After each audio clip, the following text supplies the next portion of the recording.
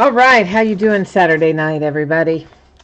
It is rainy here and stormy. Like, how weird, right? I mean, we had kind of skipped fall, went to an early winter. Now all of a sudden it warmed up again, and we had big time storms come through here tonight. It's kind of crazy. Hopefully, we're not going to have any storms that come through and knock out our power or do anything like that this evening. Hopefully. But if it happens, I'll always get us back online as quickly as I can. So tonight we're opening two different things. We're going to open a little Absolute basketball and some Archives baseball that I guess I kind of had stashed somewhere and maybe didn't quite get opened right when it came out, huh? Yeah, that's what happened there. But before we start ripping into our boxes and our packs, little information to go over, so let's get started with that up first. This is a break that I've been working on actually for probably about a week or maybe a little more than, and we're not getting a whole lot of traction on it. So if you guys aren't interested in it, we may just bail out of it, and I'll put it up on eBay, or I'll sell the case or something. I don't know. So if there is anybody else interested in this, it's kind of that speak now or forever hold your peace kind of time, because I'm pretty close to shutting this one down. But if you are interested, it is a random team break for a case of 2017-18 Leaf Greatest Hits basketball. Those are buyback cards, of course, adding into it a box of 16-17 Grand Reserve, where only the hits will ship out of the Grand Reserve, not the base cards. And then, of course, each box of the Leaf also has an original autographed Leaf card in it. $100 a spot.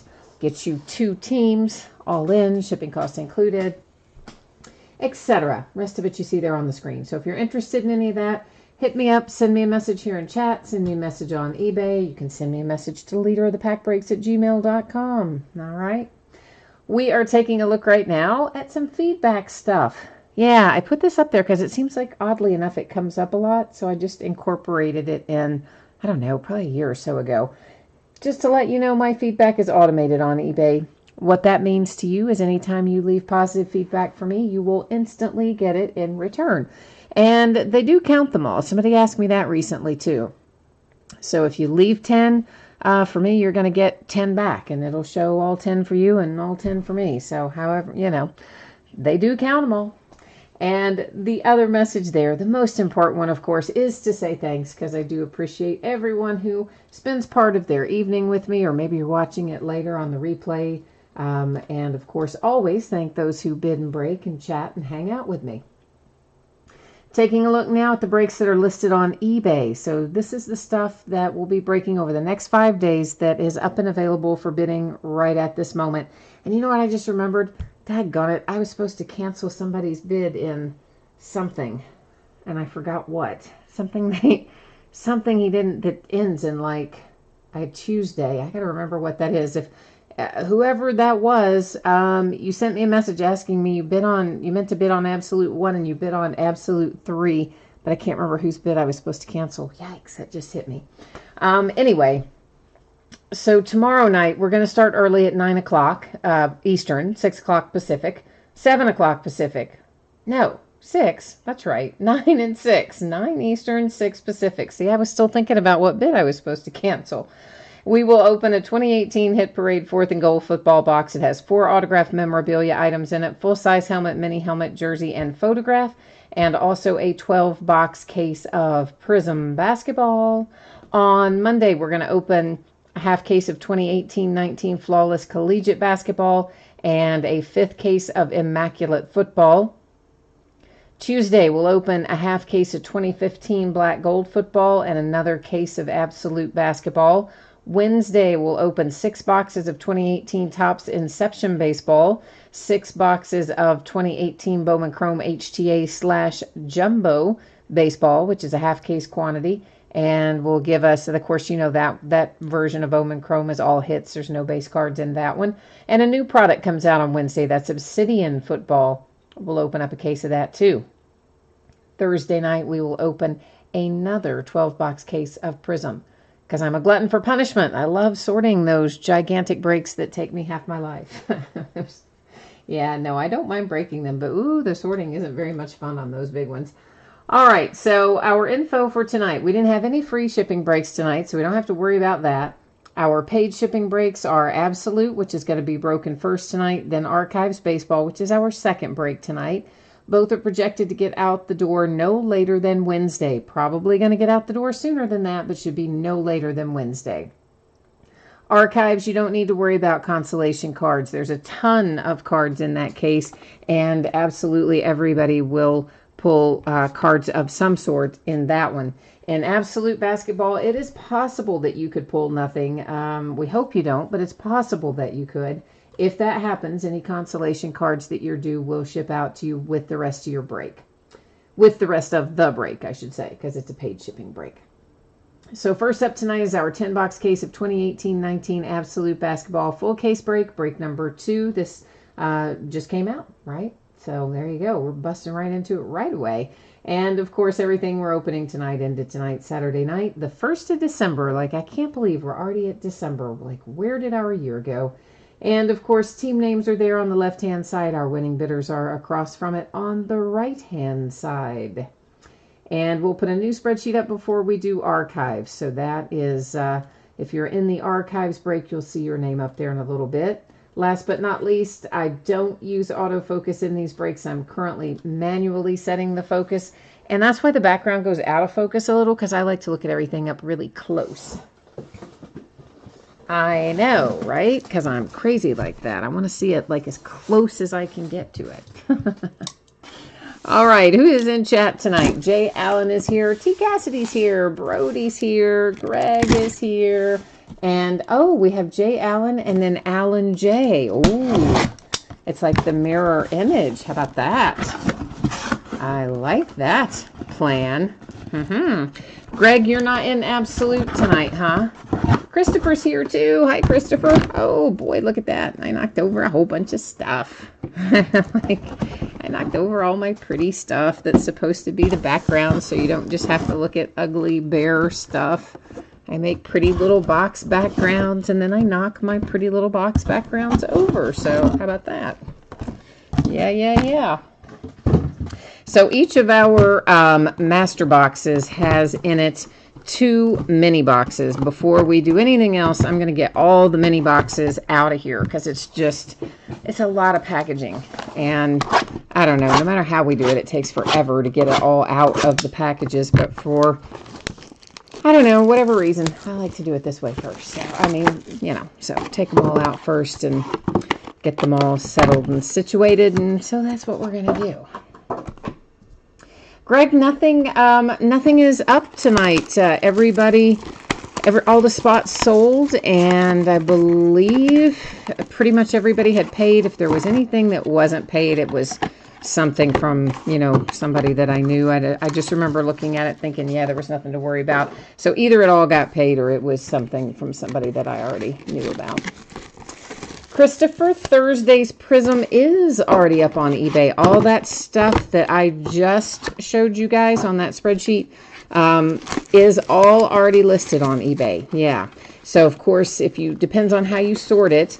If you sort it by way of recently listed versus ending soonest, the Prism would be the first thing that you see. Obviously, if you sorted it the opposite way, ending soonest, it would be the last break you would see.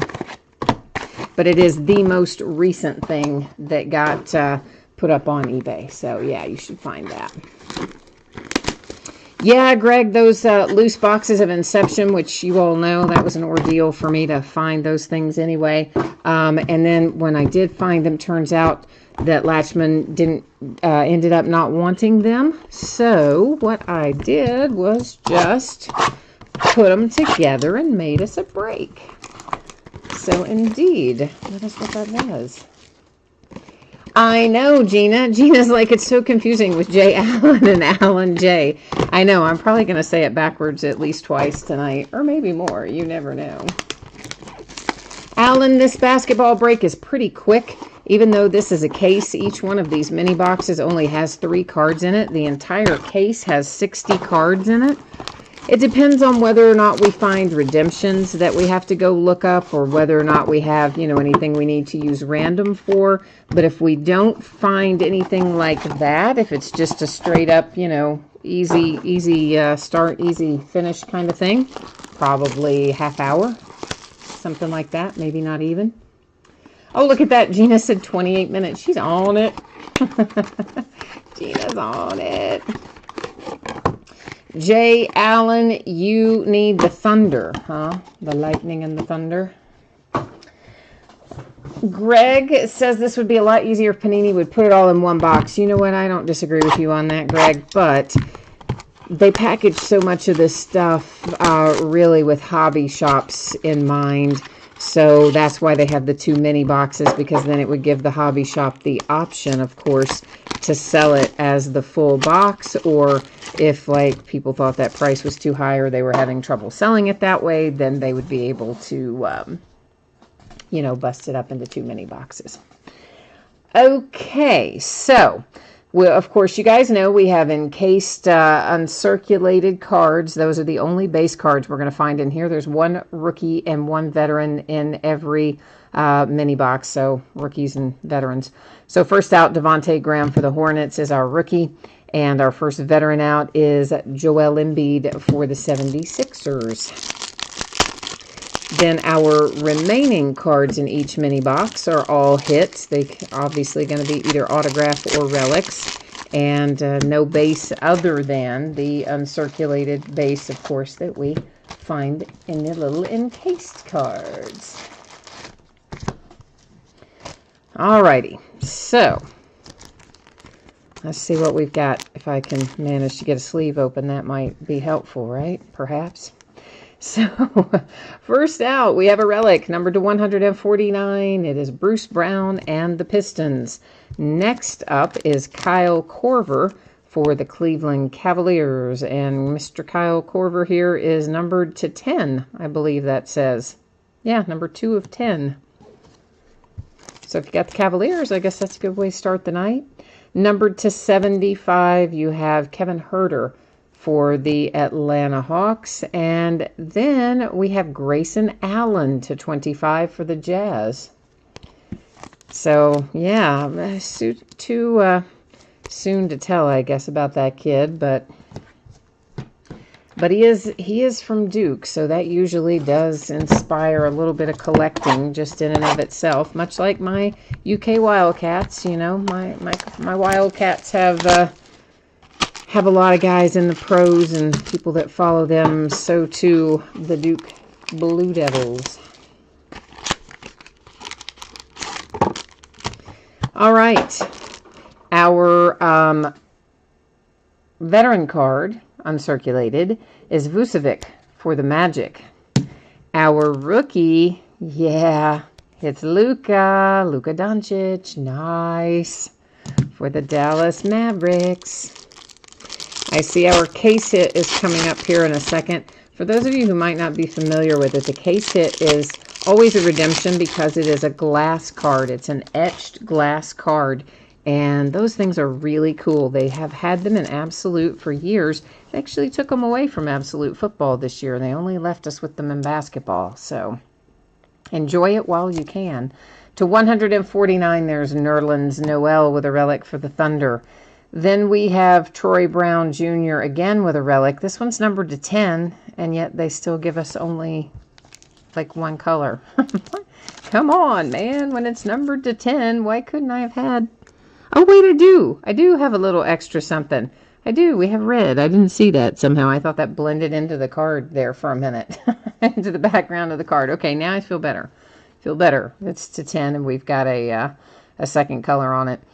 Mikal Bridges to 149. You've got 3 relics and the autograph there for the Phoenix Suns. Well. Warriors, would you like to have a Kevin Durant autograph to 15? Yeah, I bet you would. I bet you would, because guess what? The Warriors didn't bring all that much money. So you just made a nice, handy little profit with KD to 15. We're going to go ahead and look at this. Most of the time we keep this face down and we look at it at the end of the break, but I decided I wanted to look at it right now. And it's the Greek Freak, Giannis Antetokounmpo, and that will be, of course, the Milwaukee Bucks. But we will go to the Panini website and verify that team before the break is over so that everybody can see it. And you don't just have to rely on me saying that it's the Bucks. I'll actually show you on the Panini website that it is.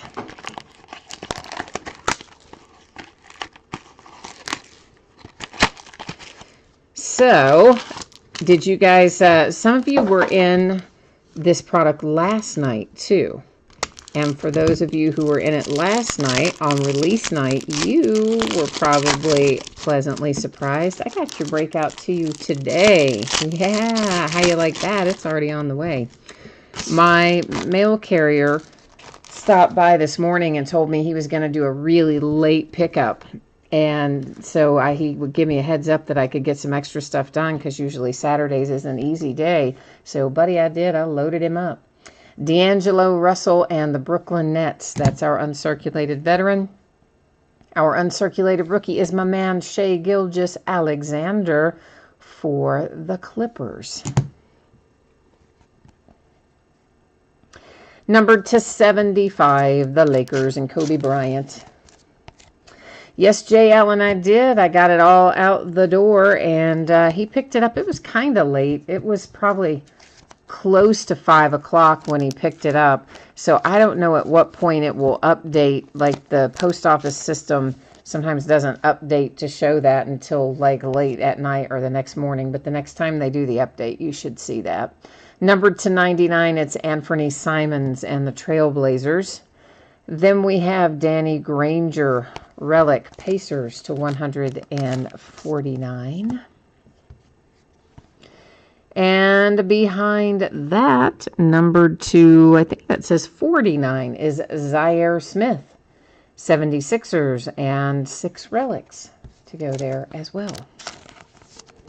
But yes, I thought you guys would be happy that I got that out today, because that way, you know what, for those of you who want to resell, you'll get it on the front side. Yes, Greg, it is definitely supposed to always show in eBay when it ships out. For sure, it shows that. But, you know, sometimes, especially over the weekend, sometimes I'm printing labels and it will show shipped, but really it doesn't get picked up until Monday. And then, you know, the label has Monday's date on it. But that's why I was saying, even though the label printed really late today after the normal time when my post office would have been closed, it did, in fact, really go out today because he picked it up late. So it's really on its way already, not just pre-printed for Monday. Colin Sexton, Cleveland Cavaliers, our uncirculated rookie. And our uncirculated veteran is my man Devin Booker for the Phoenix Suns. Oh, Jay Allen, you stay on top of shipping, do you? Make sure that the porch pirates don't get your stuff. That's very smart, man, because I tell you, they are out in force. Like I put a big note on my door. This is Dennis Schroeder for the Thunder. It's numbered to 199 with that relic. Because you know how we were talking the other day about how lately, you know, UPS especially, and somewhat FedEx, they've just been dropping stuff and not knocking on the door, ringing the bell, nothing. Timberwolves, Okoji, or Okoji, whatever. You know I'm going to pronounce it wrong. That's numbered to 125. So I actually hung a big sign on the door that said, knock on the door when you are delivering something. You know, basically do not just leave it. That is Klay Thompson and the Warriors to 199. As one of you said the other night about having put out a dog house and put that note on it like, hey, a-holes, leave my packages in here or something like that. My note's a little nicer than that, but like not much. This is for the Blazers. You have another Anthony Simons, but guess what? This is Draft Day ink, so it is on card, and it is numbered to 125 for the Portland Trail Blazers.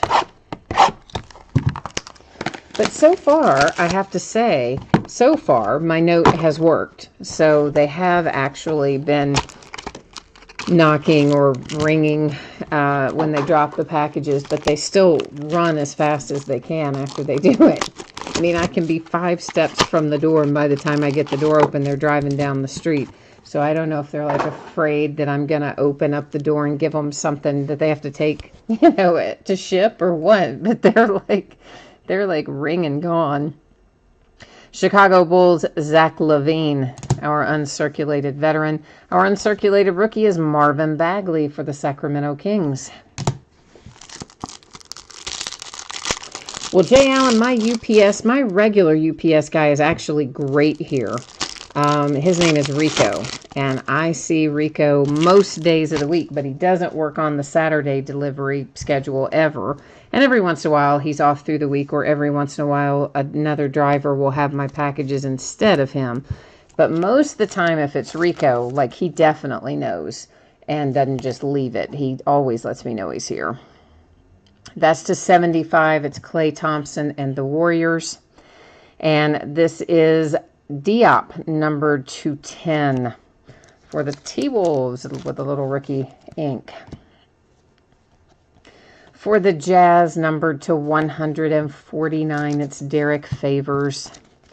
Now, where I have run into problems is when I get substitute UPS drivers or a driver on a different, you know, like not Rico, so I give somebody else my area for the day. That's where I've had problems with UPS.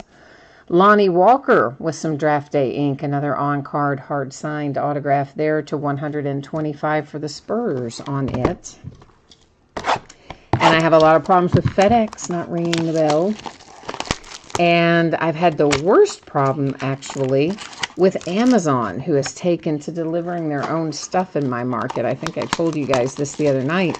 And they're terrible. I don't think they've gotten but one of my orders right since they started doing their own delivery. They load it on the wrong truck, and the person comes, and then they search and search and search and say they don't have it, and they drive away. And then the next day, somebody else will bring it instead. And they're the ones who left it out in the rain, or part of the way out in the rain one night. And of course, UPS did that one night too. Instead of putting it, you know, all the way up on the porch. I don't know, but the Amazon guys, they got to get their stuff together. An uncirculated rookie is DeAnthony Melton for the Phoenix Suns. Our uncirculated vet is Donovan Mitchell for the Jazz. Still hard for me to get used to not calling him a rookie. We just finished up the last of the 17-18 products not that long ago. Sean Marion for the Mavericks to 149. Oh, Kings. That is Marvin Bagley to 25. Sweet. You have got 4 relics. One patch that's just gray, a couple of 2-color patches, a piece of the basketball. Of course, that signature is the money. And then numbered to 25. Sure doesn't hurt anything. Number to 199, that's DeMar DeRozan for the Spurs. I know he's in a Raptors uniform, but the card does correctly note his current team of the Spurs, which is, of course, where it will be sent. Elfrid Payton comes out for the Pelicans. Nola, numbered to 75. So, Jay Allen, what have you been having storms and stuff there in the Carolinas? Have you been subjected to weird weather like the rest of us today? I think tomorrow is going to be more of the same here, too. It's supposed to get, I think they said maybe up into the 60s and be that way for maybe 24 hours, 36 hours, and then come crashing back down to reality or something close to it.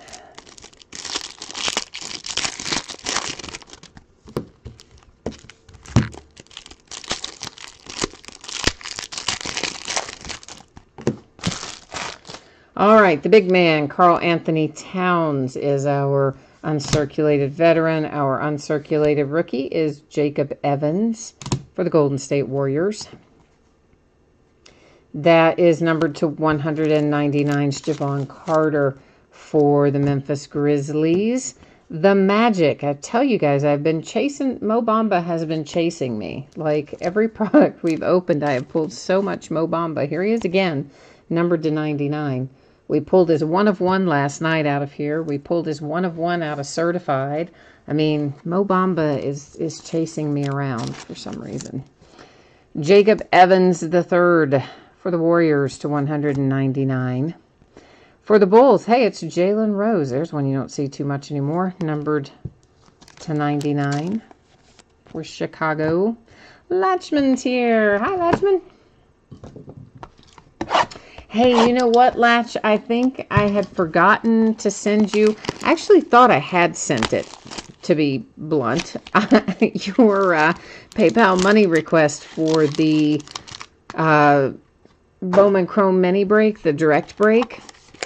But then when I was looking in there tonight, I couldn't find any record of it. So I don't know if I typed it in and then I got distracted and I guess I never hit send or something. So I guess I had never sent it to you. So I tried to send it again to you this evening. And you have to let me know if you got it. And my apologies. I actually thought I did it the day before yesterday. And then when I was looking tonight, I was like, wait a minute. Like, what? Why don't I see this? So I think I just messed up on that one, friend, and thought I had sent it and I hadn't. So LeBron James and the Lakers, uncirculated veteran, and Elise Johnson and the Pacers is our uncirculated rookie. Yeah, Jay Allen, I mean, it has been raining really hard here all day too, but I was just surprised when we got the thunder and stuff in. It was like crazy. No, Latchman, I wasn't talking about for tonight. I was talking about the invoice for that direct break of those Bowman Chrome mini sets. That's what I was talking about. You know, the break that was $40 for the 2 teams and the Bowman Chrome mini that you were jumping into. That was for the Pistons, Blake Griffin to 75. Javon Carter and the Grizzlies, more draft day ink to 125. And, you know, in the first case, we didn't have a single draft day ink. Isn't that weird? Now, in the second case, we've hit, how many is that? Like 4 of them? It says Wendell Carter Jr. to 199. Next up, we have numbered to 10. That is Trae Young for the Atlanta Hawks. Trae has got a nice set of patches there, 3 of them, and a nice low numbered hit for Atlanta.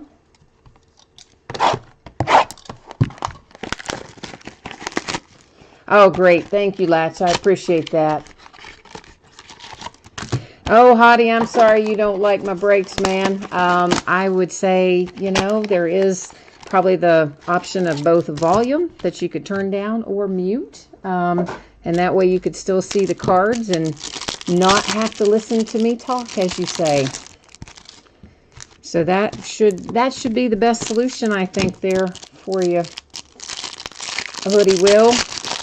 I'm sorry that you don't like the way I run the breaks, but that's probably a good solution would just be to use volume or mute. Shai Gilgeous-Alexander and the Clippers, that is to 199. Next out is Colin Sexton and the Cavaliers to 125. You know, Colin's been playing better lately too, so he might be a little bit of a candidate for buy and stash. I mean, I think he's coming along. Chandler Hutchison and the Bulls to 149. And there comes Clint Capella for the Houston Rockets to 25.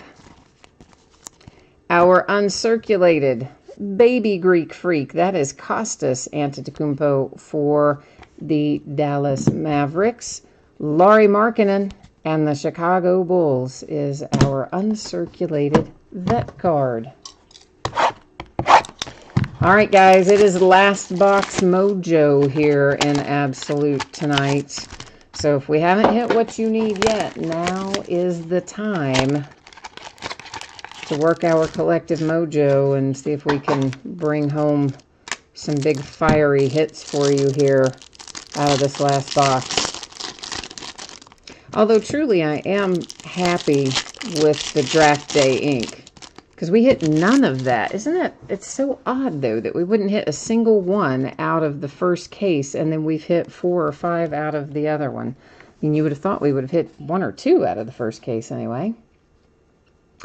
Kyle Lowry and the Raptors. Uncirculated vet. Uncirculated rookie is Mo Wagner and the Lakers. To 149, that is Harrison Barnes and the Dallas Mavericks with a relic. My man Shai Gilgeous-Alexander shows up with a little ink to 125 for the Clippers. Yeah, Latchman, were you out shopping again? Were you being a good father and husband and you took everybody out to shop again tonight? I still don't know how you did Mall of America on Black Friday, man. That's just messed up. Numbered to 75, it is Shaquille O'Neal and the Lakers. And last but not least, we have Draft Day ink numbered to 25. And it's the Mavericks, but it's not who you wanted. It's Jalen Brunson. Not that that's a bad thing to hit, but I know who you were after. You were after Luka. And, yeah, I wish we had Luka for you in there tonight, but we did not send you home empty-handed anyway. So, of course, the recap, guys, is pretty much the entire break. Everything in it is a hit. So we'll buzz through that in a minute, but it will be fairly quick. We're not going to read off teams and numbers and all that when we do it as the recap. We'll just take a look through it for anybody who might have missed earlier. Meanwhile, this is what we need to go verify on the Panini website, okay? That is our glass card for the Greek Freak, Giannis. And it's going to be the Milwaukee Bucks, but you also know that I always put it up here on the screen so that everyone can see it and there's no questions or confusion or anything like that. This is card number 14. So let's find Giannis, and there you go. You can see it is the Milwaukee Bucks. And of course, these are not numbered, these glass cards, but there's not tons of them out there. So they're relatively, I mean, I don't know, scarce is not really the right word, but they're not exactly plentiful per player either.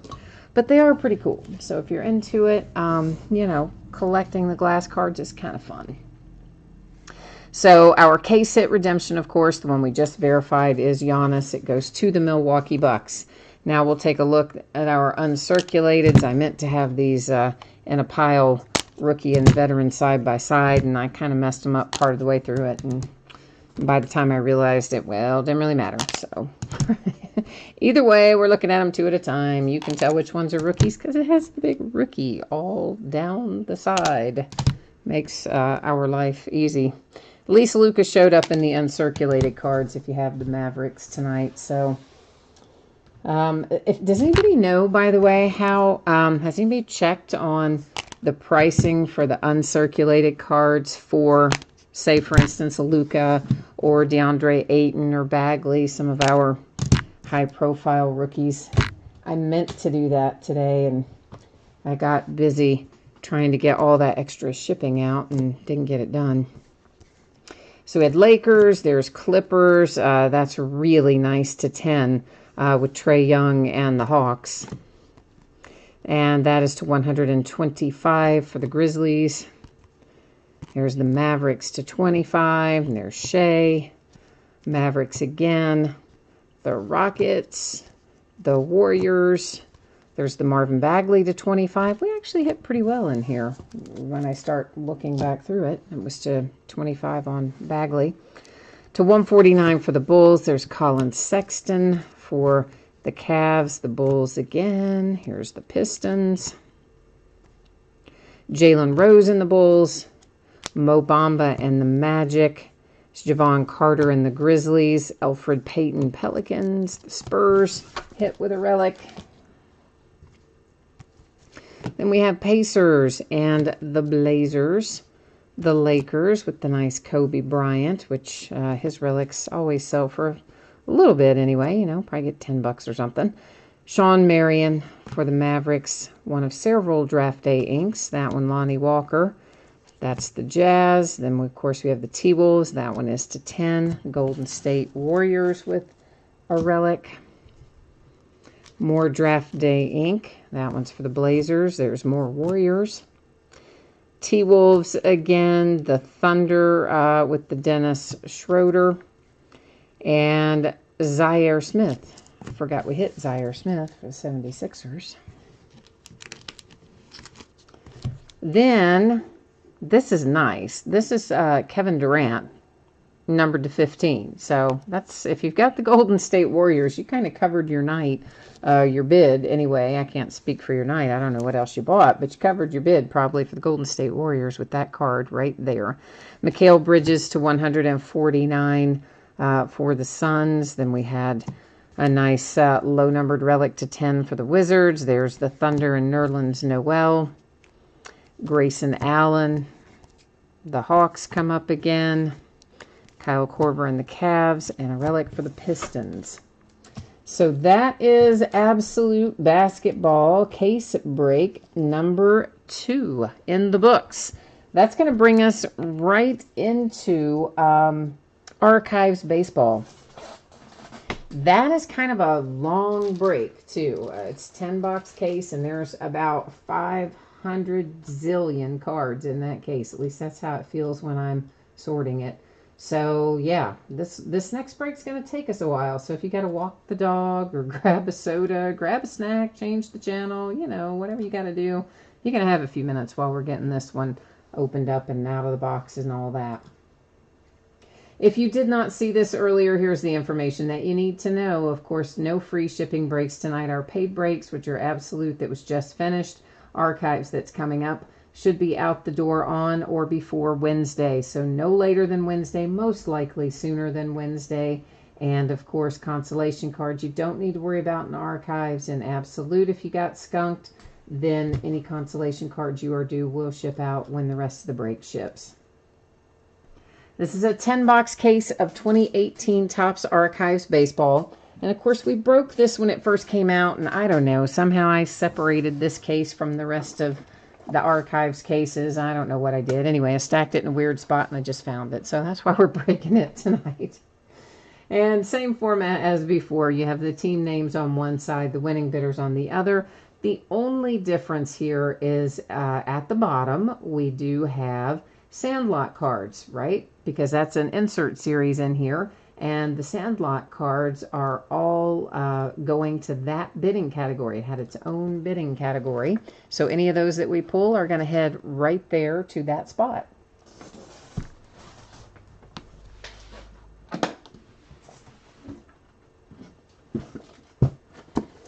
Okay. I gotta get all, we're gonna get this Archives all out of the case first and foremost. And then we'll go onward from there. Nicholas is here. Hey, Nicholas. Philly fan is here. What's up, Philly fan? I don't know when I'm going to list 2016 Black Gold next. I have not really decided. I put up 2015 Black Gold Philly fan. That's up there as a half case break. And it ends in a couple of nights, I think. I would have to tell you on that spreadsheet for sure. I can't remember the exact night, but it ends before, not too awfully long. But I decided to put it up first because I had a full case of it. And the 2016, as you know, I don't have a full case of anymore. I don't even think I have a half case. I think I might have a half case. I might have 4 left, but I don't really know for 100% sure. Because we've broken a lot of that. Alan J., the former Milwaukee Braves are the current Atlanta Braves. So cards always stay with their franchises. And guys, all that information is right in the listing description. If you scroll down to the bottom of the listing, you will see an area down there that says special circumstances. And in that special circumstances area, it specifically talks about teams that have renamed and relocated. And they always stay with their franchise. So if we pull Montreal Expos, of course, that's the current Washington Nationals, and that's where that would go. Former Milwaukee Braves are the current Atlanta Braves, etc. So that's how that stuff all kind of rolls along. And Alan J., if you have any questions about any of those, if you see one go through that you have a question about, just hit me up in chat and we can, you know, talk about it live and sort it out if there's any questions. All right, you have got Baltimore and the White Sox in here, Jay Allen. All right, let's see if we can't find some Orioles or some Chicago White Sox for you. Yeah, I think, Alan J., I think that most breakers will do that the same way. The majority of breakers are going to have cards stay with their franchises. And it would just, you know, you have to know a little bit about franchise history, or if you don't, be willing, I guess, to look it up. But I think that most breakers probably do it that same way. Maybe a few others, maybe a few do it differently, but I would say the majority don't. You're looking for the Phillies, the Indians, and the Brewers. Okay, that's a pretty good wish list. Hopefully we can make something happen out of that. Archives is always a fun set to open. I mean, you kind of never know what you're going to get out of archives. I mean, you can get some really interesting things. We found, wasn't it this year, guys? We found the baseball statistician. I think it was. And of course, last year they had one of the super fans in here, and that guy that goes to all the different ballparks to try to get the foul balls. I can't remember the guy's name, but he was in there last year. And this year's the statistician and some other weirdness. But it's always a lot of fun. Looking for 2 on-card autographs per box in here. And of course, loads of cards, you know, I'm sure everybody knows, but just in case they don't, I do generally point it out right up front. Those are facsimile autographs that you see on there, right? They're printed on, they're not actual hard-signed autographs. First of our Sandlot cards, once again, any of those that we pull are going to that Sandlot category. Those do have a really nasty habit of sticking to the card in front of them. So sometimes I find additional Sandlot cards when I'm sorting that I don't see in the break. I try to, you know, make sure they're not stuck, but every once in a while you'll find a few extras when you're sorting, so FYI. So here's our first autograph hit for the evening, and it is Hector Lopez. That is numbered to 99 for the Yankees. That's one of the fan favorites autographs. So first archives of the evening is out for the Yankees. Oh, Jay Allen, you got the stats guy. Okay. I was like, I know we pulled that statistician guy, because that was just like a crazy one to pull kind of out of nowhere. Nicholas, you sent off 4 cards to get graded. 3 came back 9.5 and 1 came back a 9. Excellent. Was it out of this year's rookie class, Nicholas? This year's Steelers rookies? I'm assuming. Maybe not. It could have been something else, but I was just assuming that's probably what it was. Yeah, it's always nice when you can come back with 9.5s, or really even 9s. I mean, I told you guys what the rep told them at the hobby shop for one of the, I forget if he told me it was the Topps rep or the Panini rep, but at any rate, one of them told him, you know, what the average grade was for a card, just the average card coming out of a pack, and it was really quite low, like I was surprised. That's numbered to 175. Boston Red Sox. We're looking at it because it has a little purple border and it's numbered. So, yeah, it's like they don't expect, the card representatives don't expect them to come out really at 9s or 10s. So, I kind of figure anytime we get 9, 9.5, or 10, anything like that pack pulled is probably just a gift. Hence why the 10s bring what they bring when they resell, right? Because they're not so easy to come by. Exactly.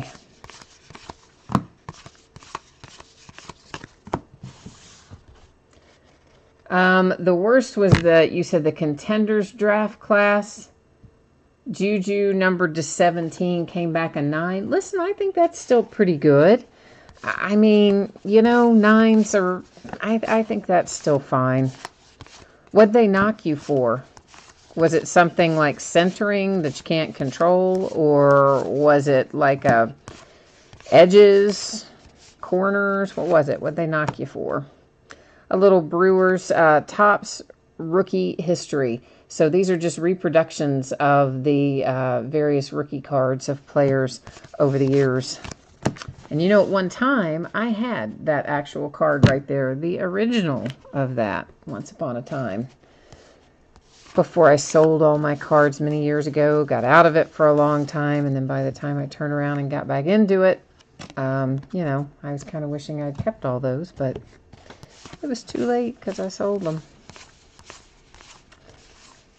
They probably wouldn't have been graded very well anyway. I had them all when I was a kid, and certainly long before we had sleeves and top loaders. That's when you put them in shoe boxes and drawers, and you know, just throw them in this box. They'll be fine. Yeah, stuff like that. For the Red Sox, that is Rico Petrocelli. And that is not numbered that I am seeing on there, but Boston Red Sox with our second autograph hit. So Yankees got the first one out of this box, and the Red Sox taking, excuse me, taking the second one. I see a Sandlot card stuck to the back of Kyle Schwarber. They're just a different texture, the Sandlot cards, and they want to stick to the back of everything. They're very, what's the word I'm looking for? I can't think. Sneaky. They're very sneaky, those Sandlot cards, hanging out, buying things. Flawless James Conner 2010 Contenders and a Mason Rudolph from one of the special packs. Oh, that's the stuff that you got graded. Okay, cool. How long did it take them to turn it around, Nicholas, out of curiosity? I'm assuming that you sent it to Beckett, who at one point in time was, gosh, like a year behind in sending out stuff. Not facetiously a year, a literal year. Now, of course, that's because people were then just paying for faster service, and then that just pushed the standard service back and back and back and back, and that's how they got in that mess. But at any rate, I am curious to know about how long it took them. Oh, that's not bad. It only took a month. And which level of service did you pay for, if I may ask, Nicholas? Like, was that about the turn time you were expecting?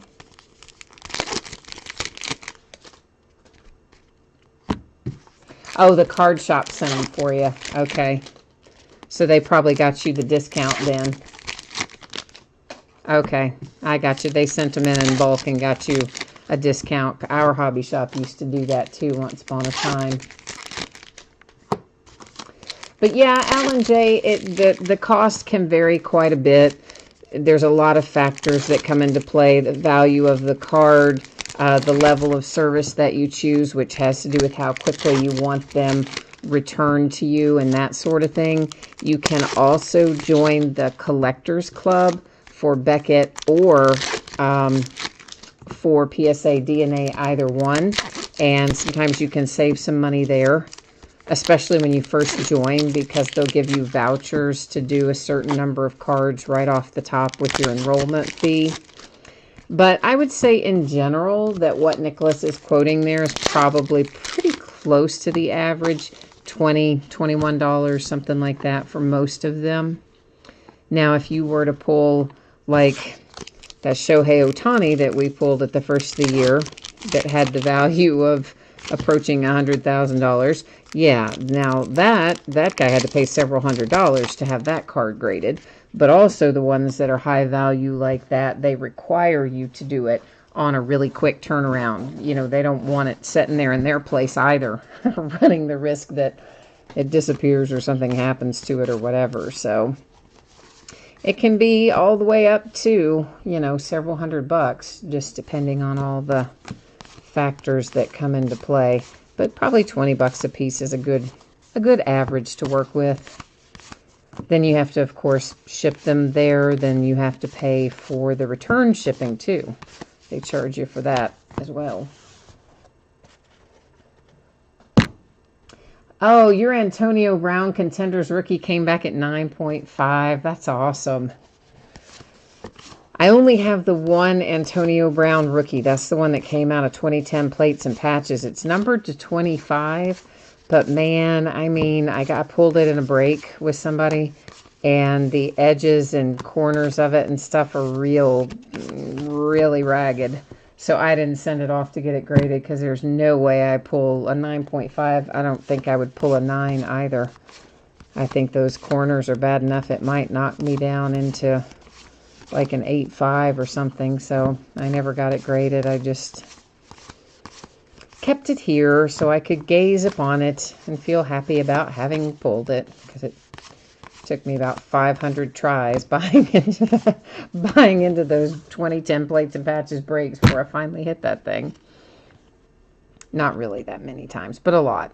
Jose Mesa for the Indians. Did somebody say they wanted the Indians? Seems like somebody typed in Indians on your wish list up there a minute ago. I believe that you did anyway. Jay Allen, you've seen specials as low as $9. That must be, yeah, I was going to say, that's when you're part of the collectors club deal.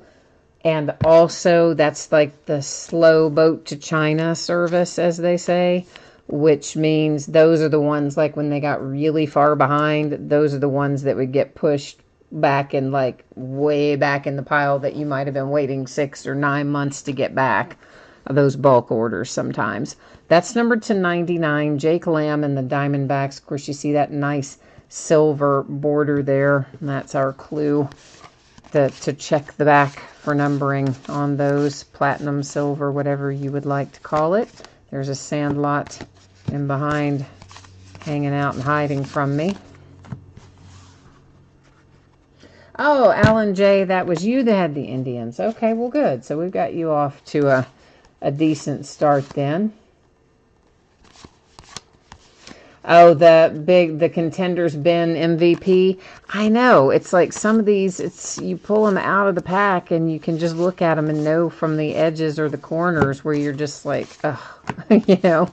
It's like, I know that ding is going to get points knocked off, and at that point, I don't send them in because, you know, it's not going to grade as high as you want anyway. But of course, you can say, at least with one of them, I think you can with PSA, you may be able to with both of them. You can actually specify if it's going to grade lower than XYZ, you can tell them just don't grade it and return it to you. I think you still have to pay the fee, but you would just get it back raw, or maybe you just pay a part of the fee. I don't know, but I know there is a way to do that. Say if it doesn't meet a certain grade, then don't encapsulate it. For the Phillies, it's Pat Neshek. Well, okay. We all know I'm going to say it wrong. But isn't he the guy that collects other players' cards? I think that he is. I'm pretty sure that he's the guy who collects cards himself. And for a while, if you sent him somebody else's autographed card, he would send you one of his cards autographed in return. But I don't think he does that anymore. But I think he did that for a while. There's a purple border Josh Bell for the Pittsburgh Pirates. And that one is numbered to 175. And that's 2 of our boxes down. 2 down and 8 to go. This one does. This product just has a lot of base cards in it. So Takes a while to get through it, but it's a fun break. It always has interesting cards and archives, and I enjoy looking back at the designs from prior years. That's part of the appeal to me, anyway. Meanwhile, Alan J is kind of killing it, already hitting for a couple of his teams. So your mojo's flowing well tonight, Alan J. Meanwhile, Jay Allen is saying, hey, I need mine to move in the right direction too.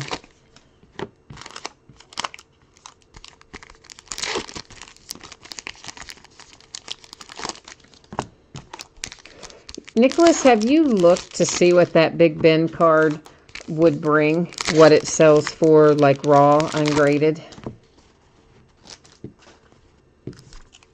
I never did look that one up to see what kind of cost it was bringing these days, but the card shop locally has a Big Ben rookie autograph, but the ink on it is really, really faded, and the shop owner, where he has it, I felt like it was because of lights that he uses in the case. It was in a display case. But he said no, they were special kind of lights that weren't supposed to do that. And he just said, you know, because it's old, the ink faded and whatever. But I haven't seen others from his rookie year that were that faded. I probably would have bought that thing if it had been, if the signature had still been pronounced or prominent or whatever the word is I'm looking for. If it hadn't been so faded, probably would have bought it because it was nice. The card itself was nice. The signature part, obviously, was the sad part on the Big Ben rookie. It probably would have, he probably would have cut me a deal on it too. Right before he sold that place, he was cutting deals on everything.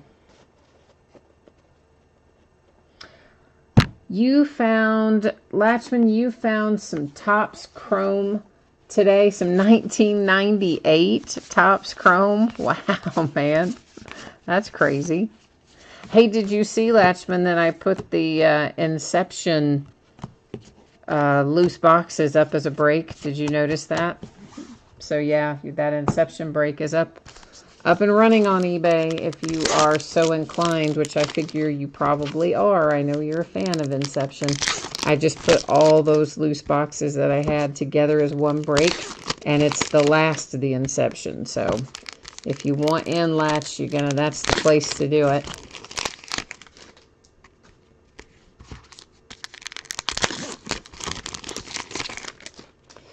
The Contenders Big Ben rookie is selling at $800 to $1,000. SP Authentic is booked or list price of $800, selling $1,000 to $1,400. Really, I'm surprised the SP is selling for more than the Contenders. That's a little unusual. Wonder why.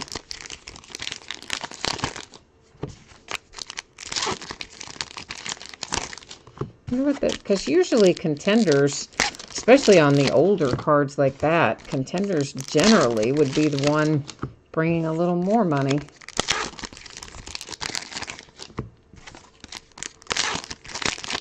Yeah, I thought you would like that. The same night that we do Inception, we're doing the loose boxes that I found of Bowman Chrome HTA, the jumbos, the ones that are, you know, all autographs, no base cards in there. So I found 6 boxes of that too, which is a half case. So we're going to do that the same night that we do Inception, which is in a couple of nights from now. Ray Fosse comes out for the Indians. So the Indians with another hit. Indians are kind of raking it in. That would be Alan J again, I believe. He's kind of crushing this break right now. He's owning this break at the moment.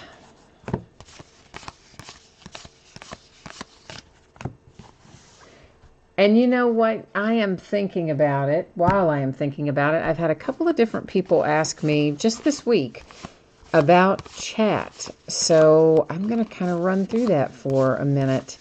I probably should have done it when we started, right? Instead of in the middle, but oh well. This is when I just now thought of it. So guys and gals, if you are watching live and you can't figure out how to get into chat to come play with us in that regard, there's several different ways you can approach it. So if you arrive at YouTube by typing in youtube.com into a browser on a desktop or a laptop, the only thing you have to do there is to be logged into your YouTube account at the time you pull up the video stream or after you pull up the video stream, and you should be able to see chat at that point. We have a Sandlot autograph, Bertram Grover Weeks, or rather the actor that played him is the signature on there. But so the Sandlot gets an autograph hit for that category. Now, on the other hand, if you are watching from a mobile device, a tablet, or a cell phone, and not using the app, but you've gone to the browser and typed in youtube.com, in that instance, you have to do two things. You have to be logged into YouTube, and you also need to hit the link that says view the desktop version. Then you should be able to see chat. If you are watching from a mobile device and you are using the YouTube app, I think you stay logged into the app, I believe, which would mean then that you should just see it when you open it up, I think. All right. The Mets, Ahmed Rosario, that is a facsimile signature, guys. That is not a hard-signed autograph, but a reproduction autograph. But the reason I'm showing it to you is because it is numbered to 25 with that nice light blue border there. So low number Ahmed Rosario rookie hit for the Mets.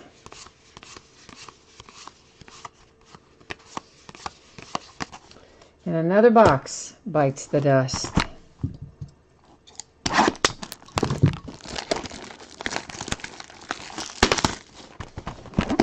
Well, that's not too bad, Nicholas. That the one from 2017 Contenders recently sold for $100. That's not too shabby.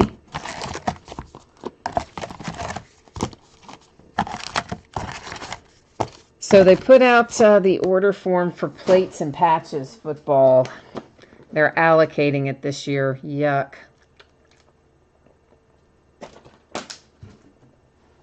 Because you know they when they excuse me, they revived it. Of course, recently after it having been dormant since 2011, before they brought it back to us in 2016. And 2016 wasn't allocated, nor was last year, 2017. But this year, they are allocating plates and patches. So, I don't know if we'll be able to get as much of that as I want or not, but I'm trying to order for like 12 cases. I don't think I'll get 12 cases, but maybe I'll get 7 or 8, I hope. I love my plates and patches. I was worried that they were going to allocate it this year because it sold so well last year. And sure enough, they did. And of course, you know, they brought Playbook back too. So after they had put it in the mothballs just for a year, really. Because we had it in 2016. We didn't have it in 17. They're bringing it back for 18 too. So. And you know what we're going to get next week, guys? Bowman Draft got moved. I think I told you that. It was originally a Wednesday release. They moved it. They didn't give us a new date yet. Just let us know that it's off the calendar for next week. However, as far as I know, we still have Dynasty on the books for next week, but not Wednesday, Friday. Next Friday.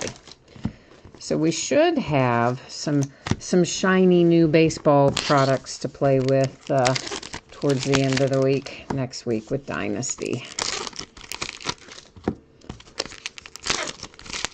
Then whenever they have the rescheduled Bowman Draft, that should hit sometime in December. The new Leaf product should start hitting pretty soon as well. So we'll have, of course, Ultimate Draft for baseball, Valiant Draft, and Metal Draft in baseball. All three should... One, I don't remember which one comes first, but Those should be rolling around before too long. The first one of it anyway. And then, of course, we'll have Bowman's Best right around the end of the year. That usually wraps up a current baseball season with Bowman's Best. And then in January, we'll start it all over again with 2019 Series 1. This is Mike Timlin for the Red Sox for our autograph hit. Yes, all of the cards ship in this break for sure. We don't hold anything out of this. So sometimes I do list breaks where veteran base cards don't ship, but when that is the case, it will always clearly state that in the listing description. So unless you see that in the listing description, then you know all the cards are going to ship. And in this case, yes, every card ships out of here, the base and the whole lot of it. So if you saw it go by and that's your team, you are going to get it. So here is Tim Raines, handily. We talked about the Montreal Expos earlier. This is numbered to 125, and of course the former Montreal Expos are the current Washington Nationals. Cards do always stay with their franchises, so that Expos card will be heading out the door to the Washington Nationals.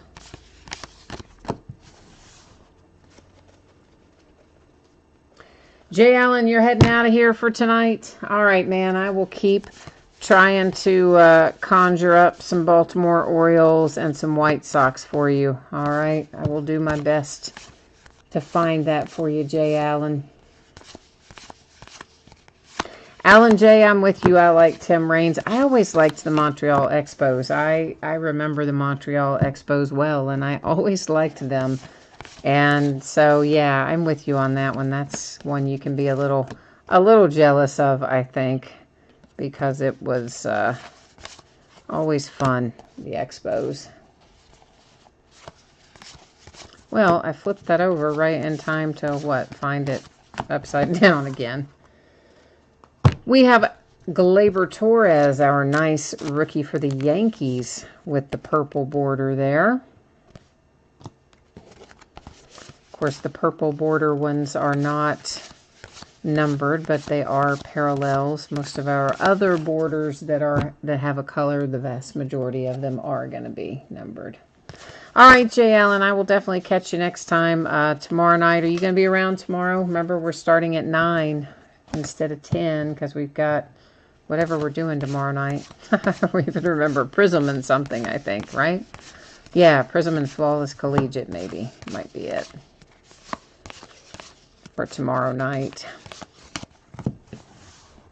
A little basketball. 'Tis the season for basketball.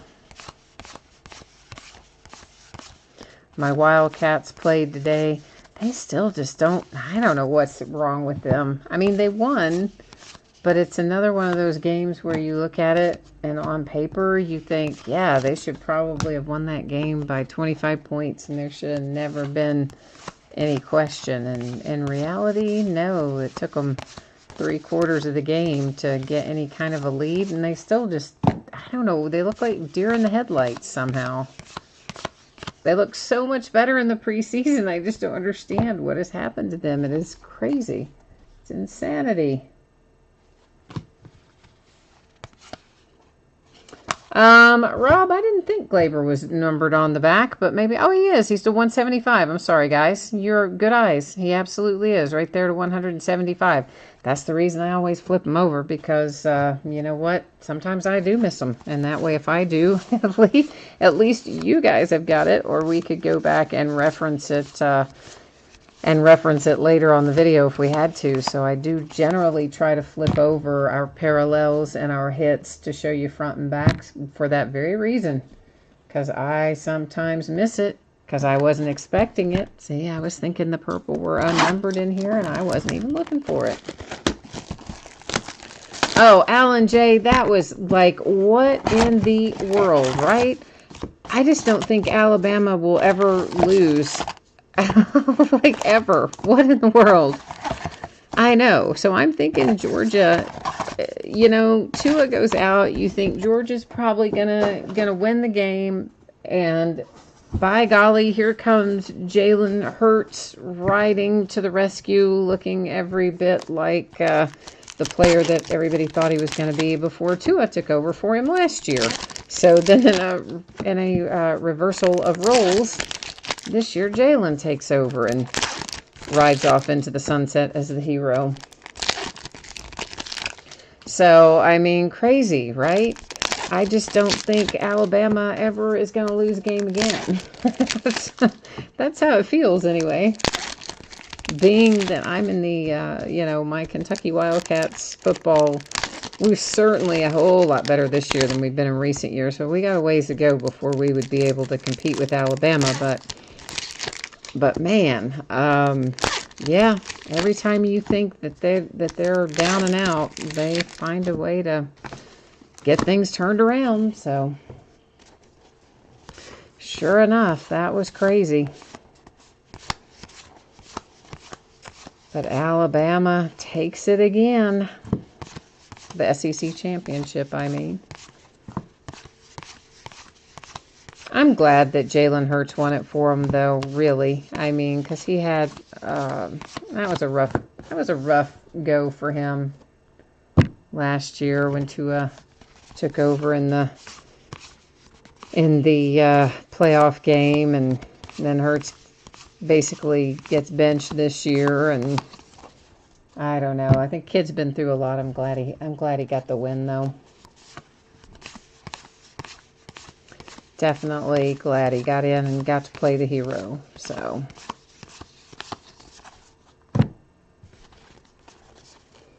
oh, absolutely. Compared to previous seasons, Kentucky Wildcats were 1,000 times better than we have been in a long time, for sure. And truly, if we hadn't just kind of fallen apart there towards the very end, I don't really know what happened, but there's probably one of those games we would have legit lost no matter what. But there were a couple of those other games that we lost that we really had every opportunity to win. We just kind of fell apart there down the stretch a little. To 175, that is Moncada for the White Sox. And if, you know, just all we needed was just a couple of plays to go a different way, and we could have been right there in the mix this year. So I was happy with it. We still have, I think, a question at quarterback. You know, kids just got to get better. Terry Wilson's just got to get better. But outside of that, defense played great all year. And, of course, Benny Snell, man, fantastic. Maybe the Kansas City Chiefs will be in the market for Benny Snell, all things considered, right? You know, I was thinking about the situation with Kareem Hunt. It's like, okay, so the NFL says, well, they tried to investigate. No one would cooperate. No one would give them the video. Okay, well then how did TMZ get it? Well, right. So we know TMZ is known to pay people, and so they probably paid someone and got it. And then I was thinking last night to myself, yeah, it's probably Le'Veon Bell, right? He's going to need a new team next year. Le'Veon's probably like offering people cash on the sly. Hey, you get me that tape, man. Leak it to TMZ. I'll pay for it. You know he's going to try to slide right in that spot. Of course, I'm being facetious. I don't really think Le'Veon Bell is the one who paid for it or had it leaked. But anyway, just joking about that part. Adam Kennedy and the Angels. Not the angel you're looking for, perhaps, but at least a hit for the Angels. But I will say this. I do really think that Benny Snell, I mean, I know running backs traditionally are going to go in later rounds, but I do think that Benny will probably go fairly high in terms of the overall running back class. Rich Ariella, that's for the Giants. Aurelia, rather.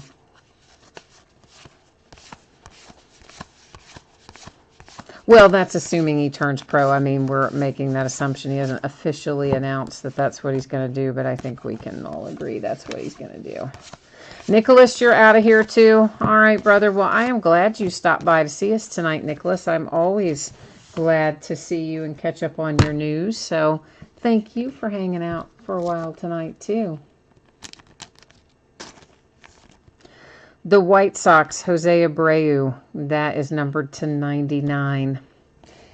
Yeah, Alan J., that was a weird situation.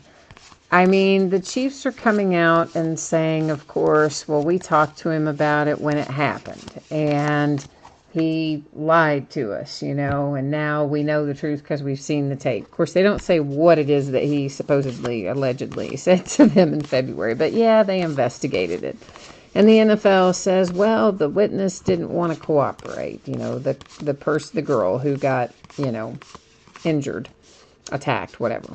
The girl, you know, didn't want to cooperate, and we couldn't get the video. The hotel or the building, whether it was I think they said it was a hotel and apartments in the same building. So whichever part of the building it was, that the building would only release the tape to the police, and they couldn't get a hold of it.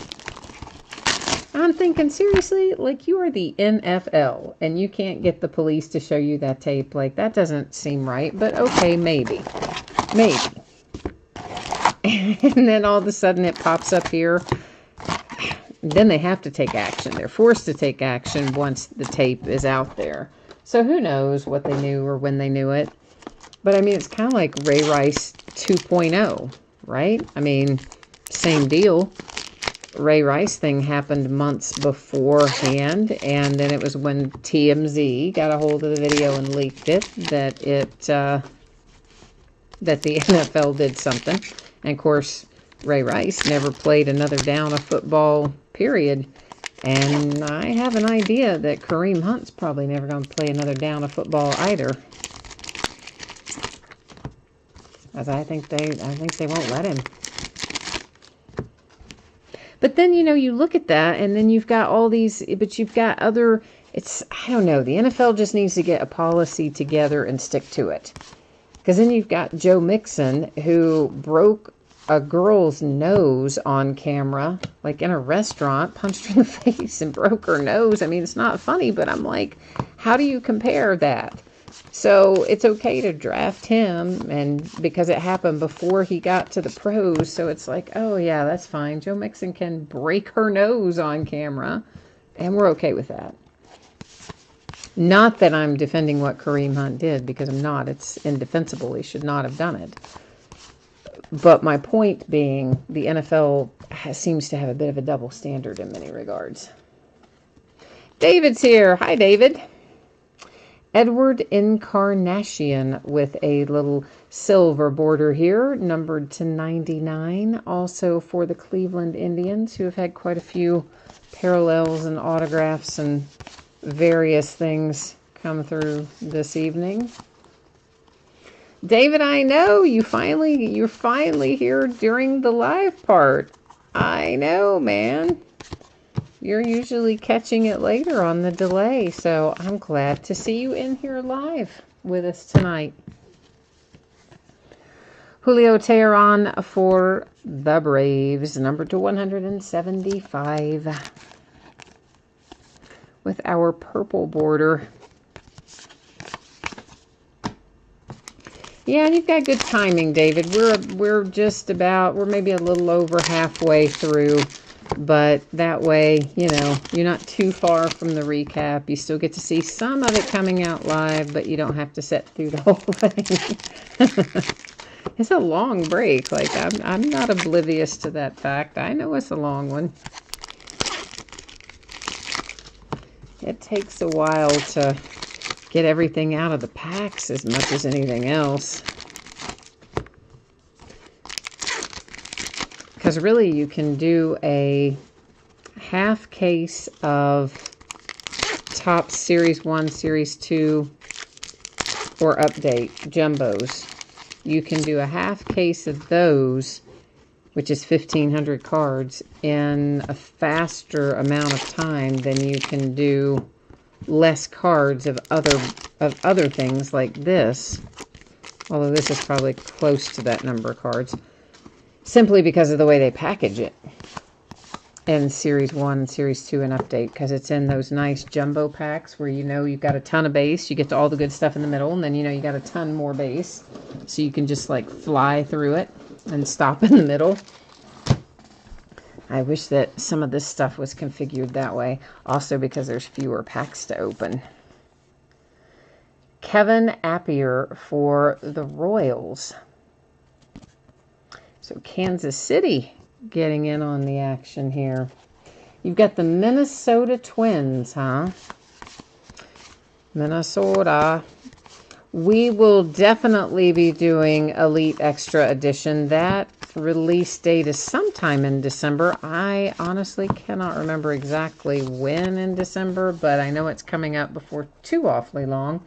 I don't usually do a ton of Elite Extra Edition. I usually do a couple cases of it, and that's probably what we will do again this time. Most likely in half cases, because if I remember correctly, they are pretty big cases with a lot of boxes in them. Panini has a nasty habit of doing some of those 20-box cases and stuff at times. This is Brad Radke, so you might be just in time then, huh? To see your Minnesota Twins get a hit. Just in time, David. You brought yourself some good luck, maybe. Is that it? You came in and you brought yourself the mojo. Yeah, Elite Extra Edition is, again, any of those prospecting products. You guys know I'm a fan of that. I love my Bowman.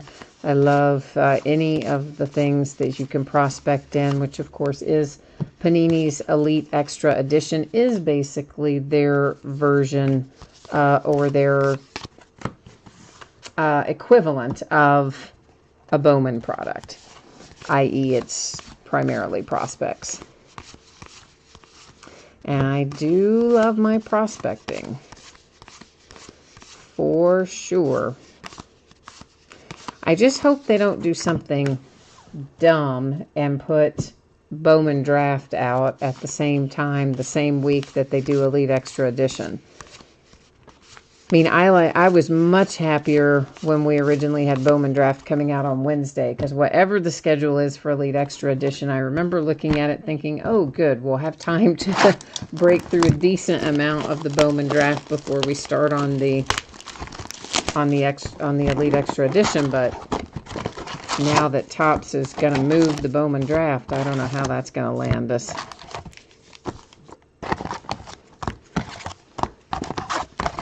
But so many times they'll put it out like right in the same week, and you're thinking, why do you do that, guys? Just why didn't one of you just own the market for that week? But yeah, it's not how it works. But I can wish, I can dream about it, right? So I guess then, of course, we know we're going to have Dynasty next Friday. Bowman's Best towards the end of the month. Hopefully Bowman Draft will drop somewhere in there. Panini Elite Extra Edition will drop in December. And surely to goodness, at least one of the Leaf products should. I think Metal Draft might be first, then Ultimate Draft, then Valiant. Maybe. But I could have that order wrong. If you've never broken Leaf Baseball, you should take a look at it, because their baseball products are generally excellent. And Valiant in particular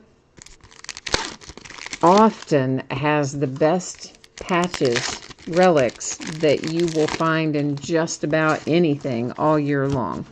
I mean, their Valiant relics are normally just fantastic. So if you haven't ever looked at any of the Leaf products, you might check them out sometime. You know, look up some of the past years, and you can get an idea of how they come out. And of course, everything's hard signed, and they usually have a really good lineup of prospects, and sometimes rookies in there too.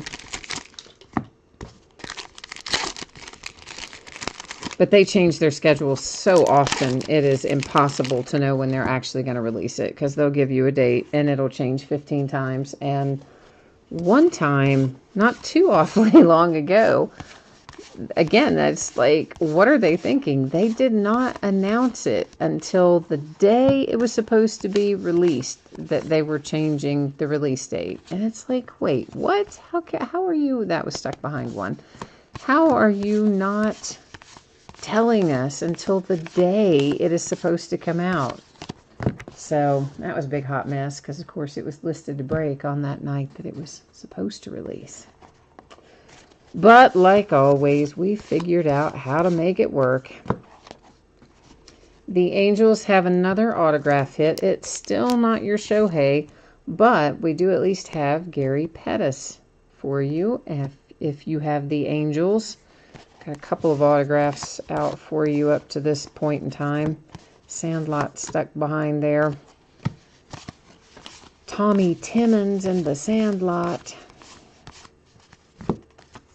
And Willie Wilson comes out for the Royals. Which I think is maybe the second hit for Kansas City, too. I think.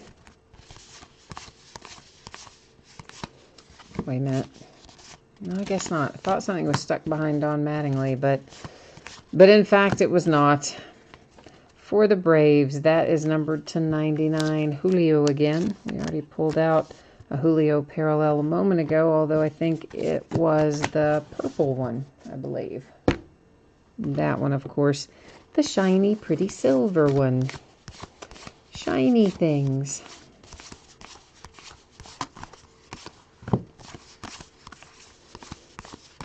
Yeah, I don't really know. I don't know what all we've got coming past next week, because the dates have changed so much on stuff. A lot of basketball, of course.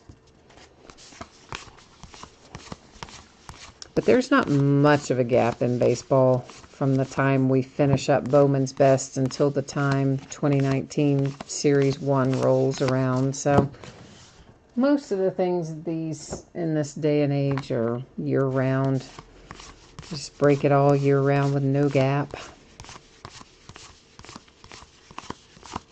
I wouldn't mind having a little bit of a gap here and there, though. Catch up on some things. So I do have a lot of older products. Not as much older stuff in baseball as I do in basketball or football.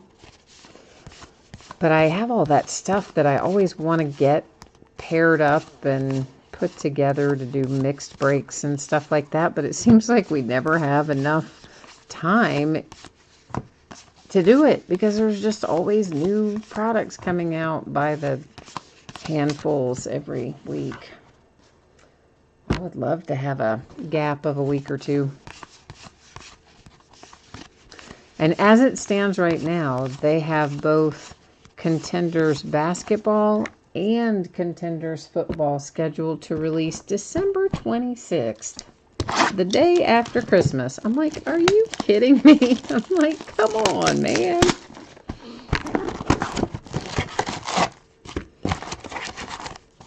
And whenever they do weird stuff like that around the holidays, it's always so hard to get the product from the distributor.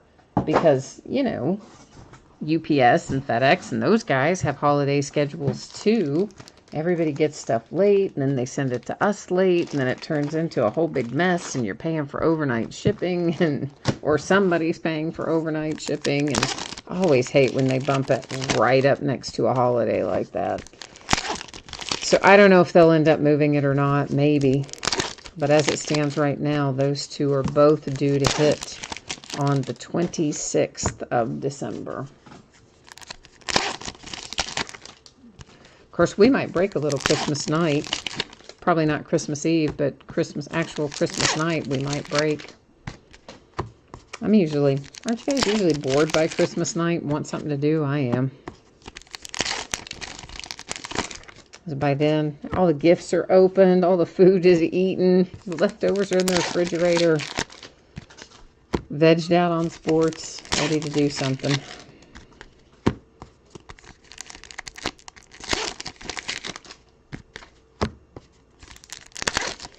We did a little break on Thanksgiving night this year, and it was fun. Don't do the real heavy-duty stuff on the holidays, but sometimes get a few little things together. Change it up a little.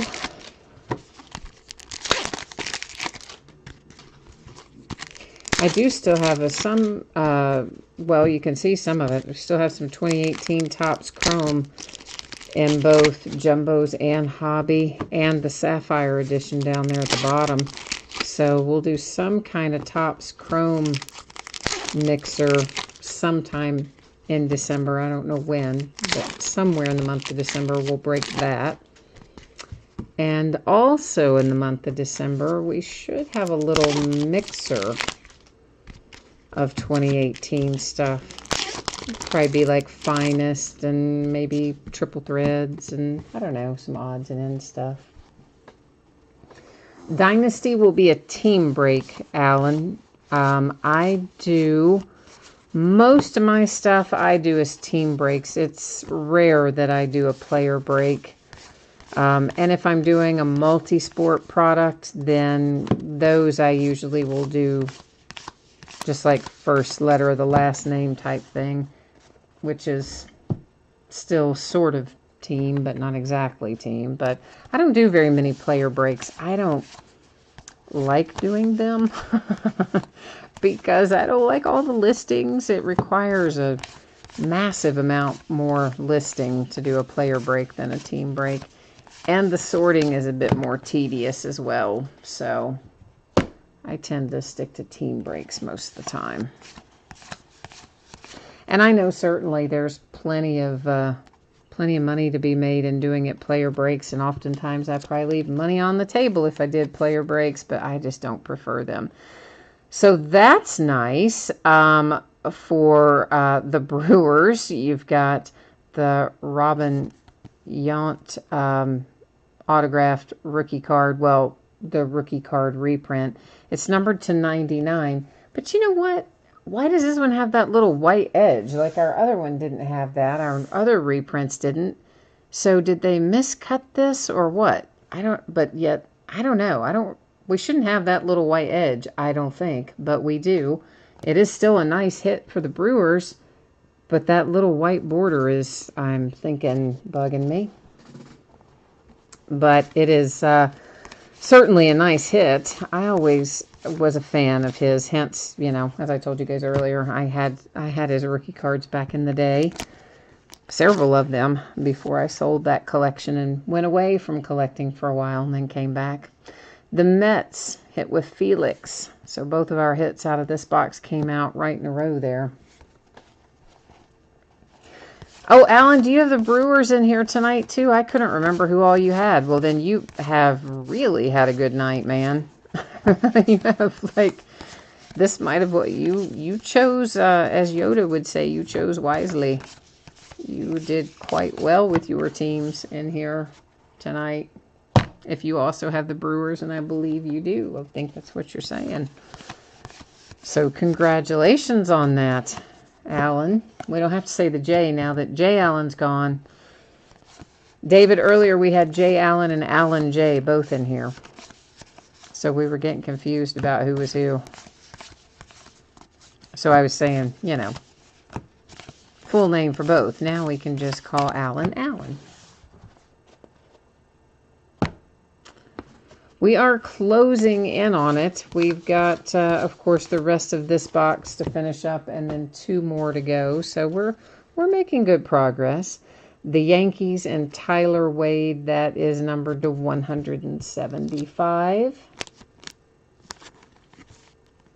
Oh, David, you said he outbid you on the Brewers. Now you're like, oh, man. I know. Archives really didn't do that well this year, just in general. I mean, even when it first came out, the bidding for Archives was really low all year. I don't know why everybody was kind of off of Archives for some reason this year, but I always have enjoyed this product. I like all the throwback kind of products. You know, the cards that are more the look and feel of the cards I remember growing up, which is, I'm sure, why I like it. Heritage and archives and that sort of thing.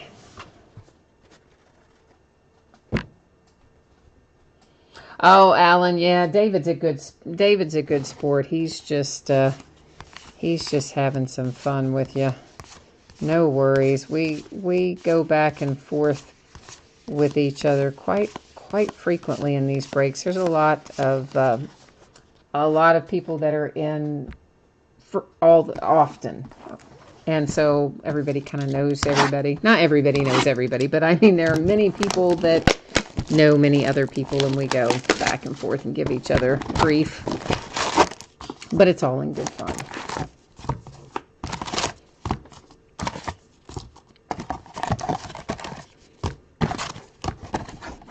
All right, next to last box. And if I could just have a little magic genie that would take them all out of the pack. Think how much faster our life would be going by so much faster. If I could just wiggle my nose like Bewitched and get all the cards out of the wrappers, I would be so happy. That's if any of you even remember Bewitched. You may all be young folks who don't remember Bewitched and have no idea what I'm talking about, but hopefully there's somebody close to my age who remembers it anyway. I know, Alan. You know, I thought about that. I was like, oh, it'd be so great if I just had somebody else taking them out of the wrappers so that they could just slide them over and then, you know, boom, boom, boom. I could just go through them. And then I remembered, oh yeah, you got to take them out on camera. So then how would that work? So we have to do what, like a picture-in-picture or something? I don't know. It seemed like it would be a mess. And so then I realized I couldn't do that. But man, the thought has occurred to me. That is numbered to 25. It's Aaron Nola and the Phillies.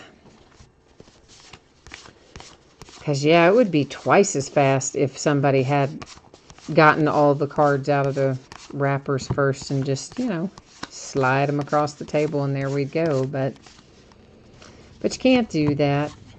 It's all got to be on camera.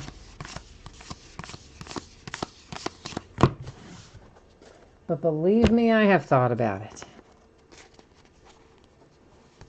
David, you said you're old? Okay. So you remember Bewitched then, at least. I'm not going to be the only one who gets that reference then, so that's good. Jack Morris. Wow, I hadn't thought about Jack Morris in forever. Detroit Tigers to 175.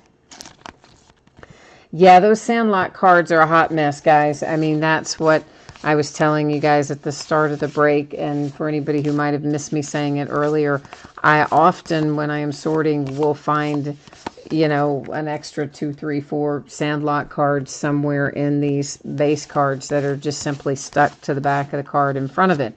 And obviously I try to catch it going through live because you want to be able to see what's coming your way if you have the Sandlot category. But sometimes they slide right by me and I don't catch them until I'm sorting.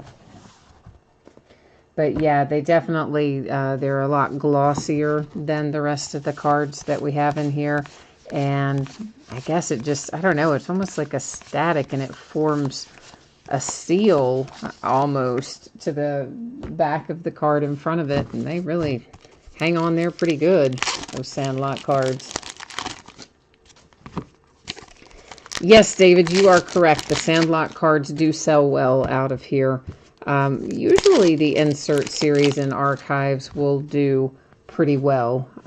It's been Field of Dreams and Sandlot and, why can't I think of the Charlie Sheen movie? Why can't I think of the name of it? Help me out, guys. The Indians, Charlie Sheen, I can't think of the name of it. Well, anyway, it'll come to me in like 5 minutes or the middle of the night or sometime tomorrow. Point being, the insert sets that they do that are tied to movies usually do resell pretty well. And the Sandlot cards, certainly, I mean, you know, that's kind of a classic. Along with the other ones, Field of Dreams and Major League. Thank you. I'm like, why can't I think of the name of that movie? Like, I can see it. I can see the case of the movie. I just, you know, the ball with the mohawk on it. Why can't? Yes, Major League. Thank you. Thank you. Thank you. See, that's what happens when you get old. That right there. I can't remember the names of things anymore. What?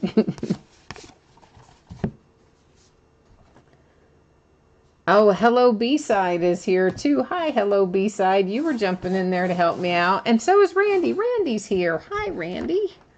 You've been so quiet. Have you been here the whole time, Randy, and you just didn't say hi? Or did you just get here? Mike Timlin. I think we already pulled Mike Timlin. And if we did, now you have another one for the Red Sox. You got a bookend now for him.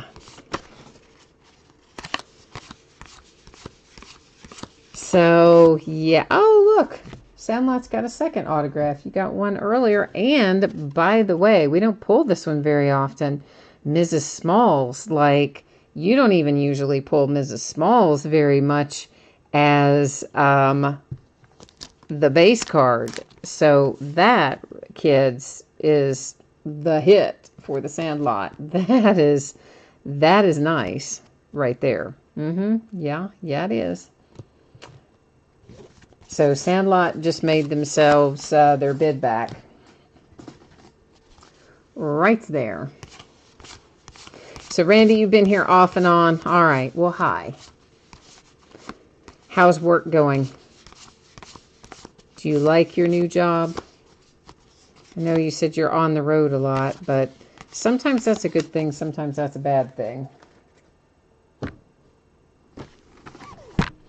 All right, it is last box mojo time, kids. Of course, we kind of already hit a big hit in this last box with Joan Allen. Mrs. Smalls is like pretty smoking hot, but we're going to try to equal it or better it here with our last box mojo here. In the final box of the final case of archives. I don't think that I have any loose boxes of archives hanging around that I know of. Trying to kind of mentally think about the stuff that I'll be putting together to do mixers and things. It's going great? All right, good. I'm glad to hear that, Randy. It's always kind of daunting when you start a new job, right? Because you always start with high hopes and think, oh, it's going to be great. And a lot of times it is, but every once in a while, at least for me, historically, every once in a while I would start a new job and think, oh, brother, what have I done? But then, you know, you get a few weeks in and it's fine. But sometimes right when you start out, depending on the job and whatnot, they can be a little overwhelming at times. So I'm glad to hear, whoa, that it's going well. And hang on now, hang on. I've got somebody that tried to run away from me, but I caught him, Trevor Story. See, Trevor Story, you're too slow. Even as a baseball card, Trevor, you're too slow.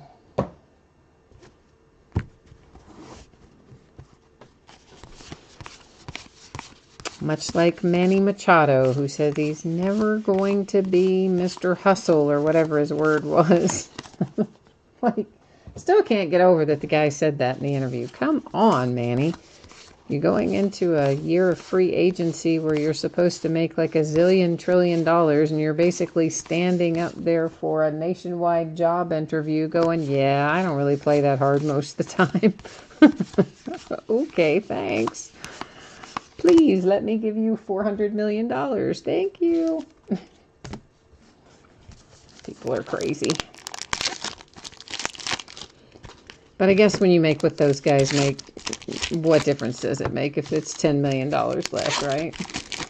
They're like, yeah, $10 million, drop in the bucket. Speaking of dropping in the bucket, I saw that Ezekiel Elliott got hit with a massive fine for his $21 donation touchdown celebration. Which, of course, you know, they called it using a prop, which technically it was, because he did use the cash, the $21 as a prop that he put in the big red, you know, kettle, Salvation Army kettle. And I think they fined him $13,000. And some of that's just, I mean, come on, you know. I'm glad they loosened up the touchdown celebration stuff. They need to let them have some fun. And this whole business of, you know, oh, that's going to be a prop, and now we're going to fine you $13,000 for donating 21 bucks to the Salvation Army. Like, come on. The Nationals, you hit with a little Victor Robles. That is a nice hit for the Nats. Of course, we didn't get a good look at Victor because he was hurt. It's also numbered to 25, no less. And, of course, that's the reason you got to get a taste of Juan Soto, because it would have been Victor coming up had he not been injured. Instead, you got Juan called up, who was, as we all know, fantastic. And that means Victor should probably be up full time in this upcoming year. And you'll already have all of his rookie cards. So all you have to do is just wait for him to get called up and cash in. There you go. Life is good. Oh, was the fine $13,021? Are you kidding me? I thought it was $13,000 even. They really fined him the extra $21? Oh, that's so stupid. Trey Mancini and the Orioles, that is numbered to 175. I think that was Jay Allen was looking for a Baltimore Oriole hit, although he probably wanted an autograph, but at least, you know, we found something. Castillo for the Marlins. Little Miami Marlin action there. Right here at the end of the night. But you know what? Victor was good last box mojo. So I think the mojo still helped us out here in the last box. Hi, baseball card collector dad, by the way. Yeah, I wish they would stop finding those guys for stuff like that. They fined the kid who did the, he did the touchdown celebration for the Saints that used the cell phone, and another, it was like a throwback celebration that somebody else had done years before, and he had the cell phone hidden under the pads of the goal post, and he got a whopping big fine too. Same reason, using a prop. Johnny Cueto for to 25 for the Giants. And my thing is, why can't you just let them have fun within reason? I mean, you know, you don't want them having use of a prop that slows down the game, you know, where you don't want them running out of a locker room with a live animal or something. But basic stuff like cell phone, putting 21 bucks in the kettle, whatever, let them have their fun. But the NFL thinks otherwise. All right, kids, we are going to do a little recapping here. So your Sandlot cards, again, there are very possibly base cards for Sandlot that are still stuck behind regular base cards that I did not catch as we were going through live. And of course, I will send them to you if I find them when I'm sorting. But those are the ones that we did find while we were going through it live. And I hope that's the majority of them. But realistically, I think there probably are a few because there almost always are. That one's numbered to 25 for the Giants. Trey Mancini and the Orioles to 175. The Tigers to 175. Aaron Nola for the Phillies to 25. Tyler Wade, Yankees, 175. Julio, numbered to 99. Julio again to 175, both for the Braves. Cleveland Indians to 99. The White Sox to 99 with Jose Abreu. Moncada comes out to 175 for the White Sox. The Gleyber Torres and the Yankees to 175. Ahmed Rosario to 25 for the Mets. The Pirates and Josh Bell to 175. Jake Lamb and the D-backs to 99. And Bobby Doerr and the Boston Red Sox to 175. Now, of course, all those, for anybody who didn't catch this earlier, those are all facsimile, i.e. printed signatures. So those are not, autographs on those, but they were separated out because they were numbered parallels. Now we're recapping our autographs. So for the Marlins, we have the Castillo. Here's the nice Robles that has come out for the Nationals, numbered to 25. This is super nice. Mrs. Small's Joan Allen Sandlot autograph hit is just fantastic, actually. The Red Sox, Mike Timlin. The Mets have Felix. The Brewers have Robin, and that's a nice hit for the Brewers to 99. The Royals, Mr. Willie Wilson. The Angels, Gary Pettis.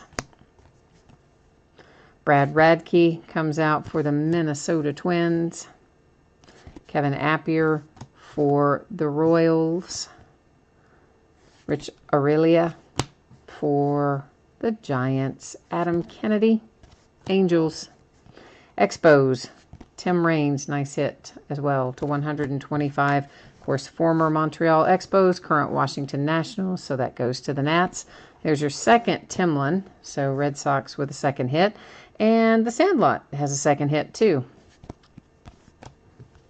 The Indians hit with Ray Fosse, and I've always been partial to catchers, as you know, so that hit makes me smile. Pat Neshek for the Phillies. Jose Mesa, Indians. Rico Petrocelli for the Red Sox. Is that the Red Sox? Wait a minute. Is he a Red Sox? Yeah, he's a Red Sox. It says Red Sox right up there across the top. What am I thinking? I don't know. I said Red Sox, and then right after I said it, I was like, wait a minute. Is that right? Yes, dummy. Says it right across the top of the card. And then Hector Lopez for the New York Yankees. I know, it's late. Cut me some slack. That one is numbered to 99. So those are our breaks for tonight. I will put up the spreadsheet information here again one final time. For anyone who might have missed it earlier, I'm going to show you your projected shipping dates first. Then we'll take a quick look at what's coming up in the days ahead. So shipping dates, this stuff should be out the door to you on or before Wednesday. Most likely before, but definitely on Wednesday at the latest. No free shipping breaks tonight. Everything paid. Of course, everybody definitely pulled cards here. And an absolute, if you didn't get anything in that, your consolation cards would ship with the rest of the break since it's a paid shipping break. This is the stuff we've got up on eBay that's coming up in the days ahead. So tomorrow night, we're starting early at 9 o'clock. We're doing a 4th and goal football box and Prism basketball. On Monday, we're going to do Flawless Collegiate Basketball 18-19, and then we'll do 2018 Immaculate Football case. That is the last of the Immaculate Football that I have on hand as well. Tuesday night, we're going to do a half case of 2015 Black Gold Football and another case of Absolute Basketball. Wednesday night, we'll do our 6-box Inception Baseball break, our 6-box Bowman Chrome HTA/Jumbo break, and a 12-box case of Obsidian Football, which comes out on Wednesday. Then on Thursday night, we will do another 12-box case of Prism Basketball. Yeah, I know, all that sorting. It's going to be painful. So that's what we look like in the days ahead. And I guess that's kind of got us wrapped up for tonight. I can't think of anything else that we haven't covered tonight. So I guess I am out of here. So thank you once again for joining me, spending part of your Saturday night with me. Hope I will see you again soon. I will be back at it tomorrow night. So take care all. See you next time.